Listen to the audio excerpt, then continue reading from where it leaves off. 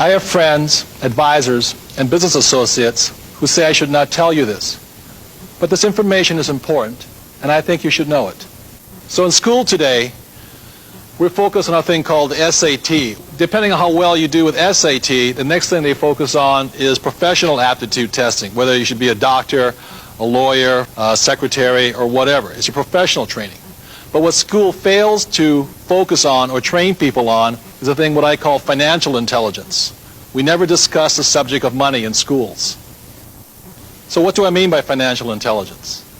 Well, if we gave $10,000 to 100 people, 80 of them, or 80%, would have nothing left at the end of a year. 16% with the same $10,000 might have $10,050, what you would get by putting it in a bank. And 4%, given that same $10,000, would have anywhere from $20,000 to $1 million or more. And that's what I mean by financial intelligence. So when we go to school, we learn to read these things. But we never learn to read these, financial statements or annual reports. We never learn financial literacy in school. When I studied accounting in school, it was possibly the single most boring subject I ever studied. So I had to create a system that was easy enough for me to understand. So these are the basic forms necessary for financial intelligence. One is called an income statement because it has an income and expense, also called a profit and loss statement. There's also a balance sheet, and the balance sheet has assets and liabilities. And these are the very basics for financial literacy or financial intelligence. I soon realized the main cause of financial struggle was due to confusion between the definitions of an asset and a liability. I looked in the dictionary at the definitions of assets or liability, and I got very confused, so I made up my own. My definition of an asset is something that puts money in my pocket.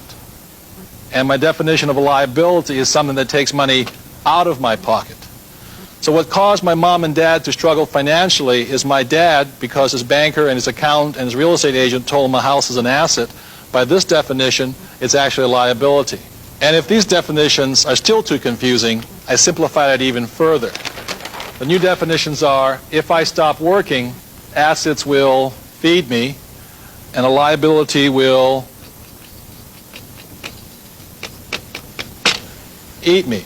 So the most important thing about being financially literate is understanding a thing called cash flow. I can tell the difference between a poor person and a middle-class person by simply looking at their income statements and balance sheets and figuring out which direction the cash is flowing. So I will show you the cash flow pattern of a poor person. Generally, a poor person, all they have is a job. The income comes in from the job, goes down, they pay their rent, clothing, a little food, and goes out the expense column. And this is a cash flow pattern of a poor person. The cash flow pattern of a classic middle-class person is a little bit different.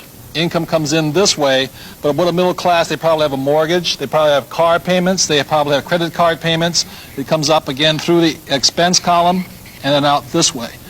So what you see here are the cash flow patterns of a poor person versus a middle-class person. So the cash flow pattern of the rich is different. The cash flow pattern of the rich flows from the asset column into the income column. So while the poor and the middle class are focusing on income, what the rich are focusing on is the asset column. And the asset column is the great secret of the rich. So for those of us who weren't born rich and what we have is a job, every time money comes in, this is the point of choice. This is where you make the decision to be rich, poor, middle class.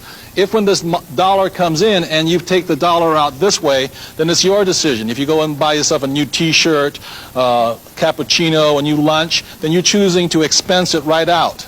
You're choosing to be a poor person. If instead, when you get a pay raise or more money, what you do is you go and buy a bigger house, a new car, or you take a vacation on your credit card, then what you are choosing to do then is to be a middle class person. And if you choose, instead, when the money comes in and you choose to put it in the asset column, then you make that decision to be rich, poor, middle class. By putting in the asset column, at this point, you're choosing to be a rich person. But the choice is up to you, nobody else.